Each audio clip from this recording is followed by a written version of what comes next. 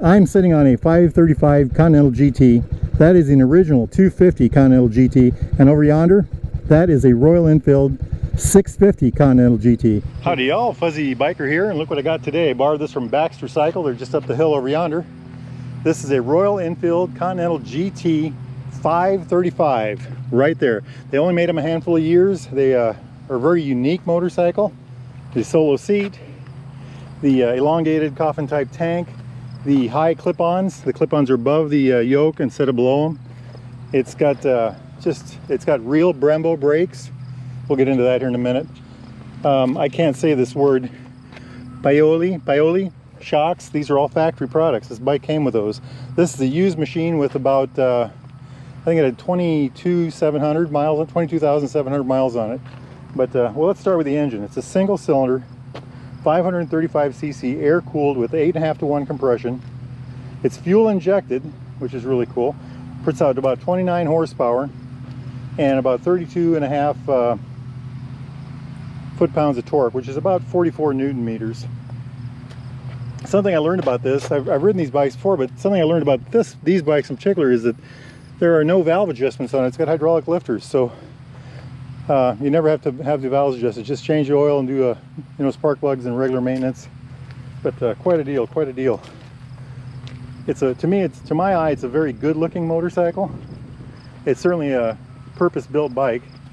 A friend of mine calls them vestigial motorcycles. You know, they do one thing very well, and they don't. You know, they're not really necessary, but they sure are a lot of fun to have. Let's start with the forks. I think these are 41 millimeter forks. They've got front ones have got 410 millimeters of travel. Right here, that's about 4.3 inches. The rear, we've got these. Let's see if I can say that word again. Paoli piggyback shocks. Those have got about 80 millimeters of travel.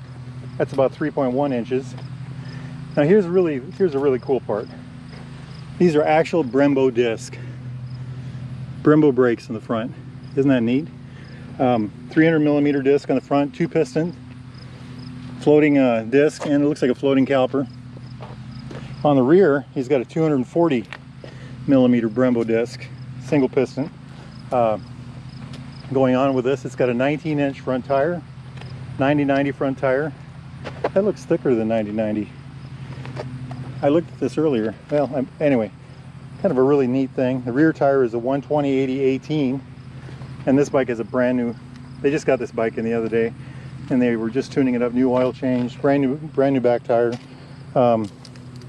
Looks like the chain is brand new too. Anyway, pretty nifty thing. Wheelbase is and I always love short wheelbase bikes, 53.9 inches. And I was riding it around town and doing all kinds of little tight turns with it, and it just handles that kind of stuff very well. That's 1,370 millimeters. Seat height, this beautiful single seat, isn't that just kind of a cool thing? I'd love to put a couple hundred miles on a bike like this. That's 31.5 inches. That's the same as my Himalayan. And that's about 800 millimeters. Wet weight on this bike, this is really cool. Wet weight, 412 pounds. That's 187 kilos. 412 pounds. I love light motorcycles, especially ones that are built to handle. And this one fills the role there. It's got a 3.8 gallon gas tank. That's 14.5 liters. And I love the look of this tank. Isn't that just gorgeous? Just a gorgeous thing.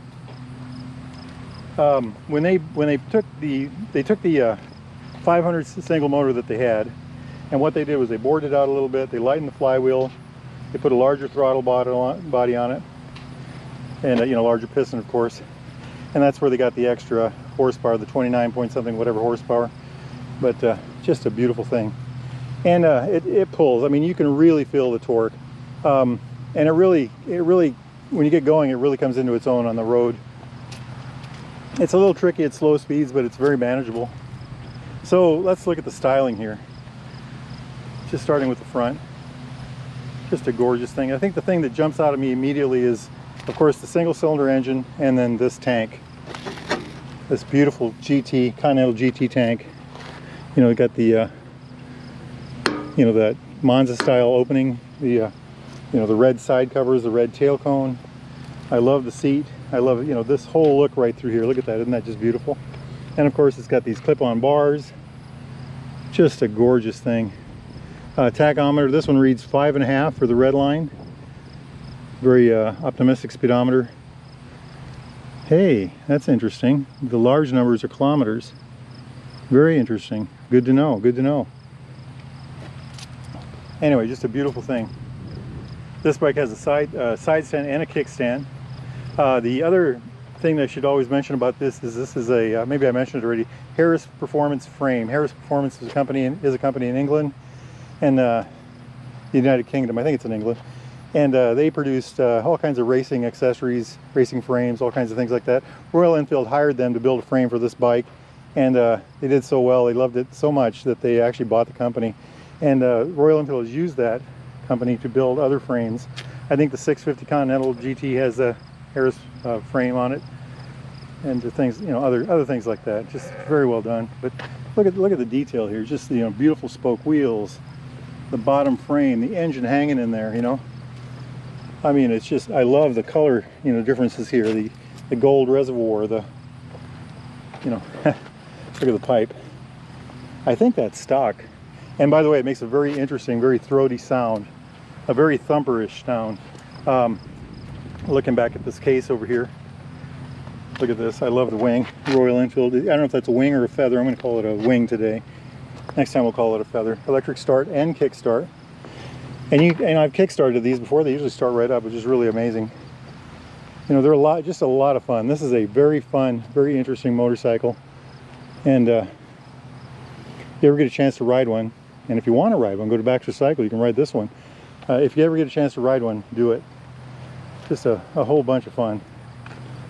By the way, dual horns. I don't know why I like dual horns, but I love the way they sound. You know, you get that twin tone. Just a gorgeous machine. And guys, you know the deal. I'm Fuzzy Biker, and I got to go take that hot rod for a run. Wahoo! Let's go. Can you all hear that thumping? You can kind of see it. Look at the blinkers. It smooths out as it goes. Something real quick. It's got a neutral light, a battery light, engine light, the blinkers left and right. There's right, there's left. A neat little Royal Enfield symbol. It's got a digital fuel gauge. Here you can do trip 1, trip 2, they call it trip A, trip B. Odometer, which is 22,721 miles. But that's very good, isn't it? Let's reset that. We're resetting trip A to 0. It's got a beautiful sound, beautiful sound. All right, let's go see what she does. Wahoo! Oh, the torque feels great.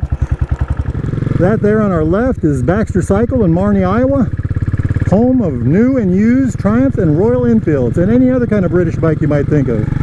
They've got a vintage room that is just amazing. If you ever get a chance to get to Marnie, Iowa, it's off exit 51 on Highway Interstate 80. Get down there and check it out. Let's see what she does for turning here. This is oh yeah, very good, very tight. I like it. I like it. I love it. Feel the pull. Very, very nice. The owner of this bike was very proud. I talked to him a couple of days ago, and he said as it ran, as it got miles, as he built miles on the bike, it actually ran better in his mind. He really loved it. He is an owner of several Royal Enfields. Several high mileage Royal Enfields, I might add. Smooth out as you go. I'm sitting back. My toes are probably behind my knees, I'm guessing. Yeah, I would say they are. I'm leaned forward quite a bit, reaching down to the bars. I'm not in a full lay down like that, but it's you're pretty far down there. I think that's kilometers, so 100 kilometers. Something interesting about this bike is I think the new Scram 411 kind of handles like this in some ways. This is the kind of motorcycle I would love to spend a day in the Loess Hills, just tooling around those nice 2-lane blacktops, curvy, twisty, up and downy. This bike would do that very well. You'd feel like a GT driver the whole time. After all, you'd be in a Continental GT. I think these top out at about 85, maybe 90 miles an hour. Y'all out there, any of y'all have one of these, chime in and let us know what you've had yours up to. Okay, we are closing in on Iowa's busiest intersection. There it is. Let's see what we find here today. Oh my gosh, this is called an Iowa traffic jam. Cars everywhere. Well, a truck anyway. I love the way this thing handles. I just love it. There's another car coming. One over there. The sitting position is, I'm an old guy, and you kind of feel like a race bike rider, although I know it's not that aggressive. It looks like it.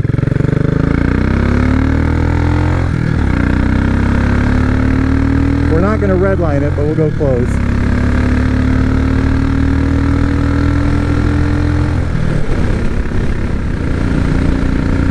What a beautiful thing. What a beautiful thing. I really wish they would bring these back. I know we've got the beautiful Continental 650 GT, which is an absolutely wonderful bike. It's lower to the ground. It's got more power. Just a gorgeous thing. But it would be nice to have something like this. You know, a light, super lightweight, great handling, smaller displacement motorcycle. You know, they've got that new, like I said, that new Scram 411. That kind of fits the role. The motor isn't quite as robust as this one is. It'd be neat if they could make one in a higher displacement or something with more pull, something more like this, more road oriented, you know, cafe type. The Scram is pretty close. Okay, let's talk about the riding experience as far as the vibration and stuff goes. The handlebars do vibrate quite a bit, a little bit, more than you'd expect. Next, I'd say you feel it in the foot pegs, and then in the bottom, in the seat. It's not terrible. I'm from the era of the old two-strokes and the old, you know, the 70s era bikes, 60s and 70s era, so compared to those, this is very smooth. This is a very nostalgic riding machine. Great day for a motorcycle ride. We're at the end of September. It's about 90-some degrees. Just a beautiful day for a ride on this kind of a road. If you're enjoying the video, please hit subscribe, hit like, helps us a lot. I appreciate that.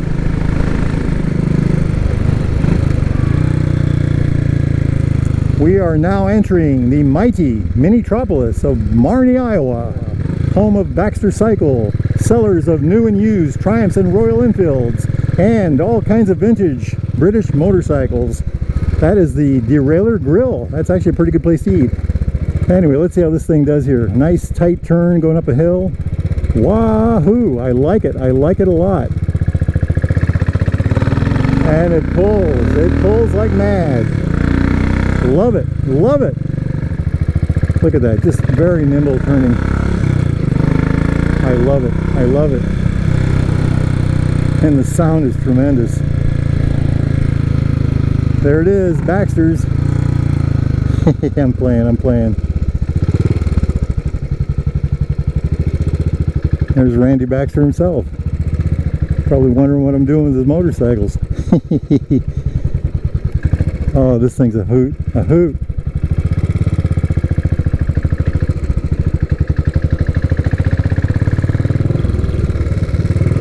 Okay, you guys. Let's see what we got here. Okay, look at this. Okay, I'm sitting on a 535 Continental GT. That is an original 250 Continental GT. And over yonder, that is a Royal Enfield 650 Continental GT. We've got them all right here, guys. Isn't that just a gorgeous look? Anyway, if you're interested in something like this, get the Baxter Cycle and tell them that Fuzzy Biker sent you. Look at that beautiful bike. Isn't that neat? Okay, guys, life's short. Get out there and ride. Wahoo! There's the original Royal Enfield GT 250 Continental, the Royal Enfield 535 Continental GT, and the latest one, the Continental GT 650. Absolutely gorgeous bikes. Look at those tanks. See the heritage? Just a beautiful thing. Beautiful thing.